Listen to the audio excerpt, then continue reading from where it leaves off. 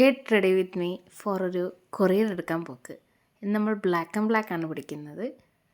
പിന്നെ ആക്സസറൈസ് ചെയ്യാൻ മാത്രം നമുക്ക് സാധനങ്ങളൊന്നും ഇല്ലാത്തതുകൊണ്ട് കണ്ട കിട്ടിയ സാധനങ്ങളൊക്കെ കൂടി ഞാൻ അടുക്കി പെറുക്കി ഇട്ടുകൊണ്ടിരിക്കുന്നു. പിന്നെ ഇതാണ് ടാസ്ക്, മുടി. അപ്പോൾ സിമ്പിളായിട്ട് ഞാനൊരു പോണിറ്റെയിൽ കെട്ടി വയ്ക്കാൻ വിചാരിച്ചു. ഭയങ്കര മടിയായിരുന്നു എന്തെങ്കിലും ചെയ്യാൻ വേണ്ടിയിട്ട്.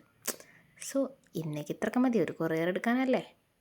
അപ്പോൾ പിന്നെ ഇതേ നമ്മൾ സെറ്റിൽമെൻ്റ് ആക്കി നമുക്ക് മുഖത്ത് എന്തെങ്കിലുമൊക്കെ ചെയ്യണം. ഇല്ലെങ്കിൽ ഉറക്കപ്പായം നീച്ച് പോയാത്തേ എഫക്റ്റാണ് വന്ന് മുഖത്തിന്. പിന്നെ നമുക്ക് ഐലൈനർ, ഇത് കണ്ണിനൊരു ഡെഫിനേഷൻ കൊടുക്കാൻ വേണ്ടിയിട്ട് രാത്രി കൂടുതൽ നേരം ഇരുന്നിട്ട് പാണ്ടക്കുട്ടിയായ എൻ്റെ കണ്ണ് ആരും കാണണ്ട.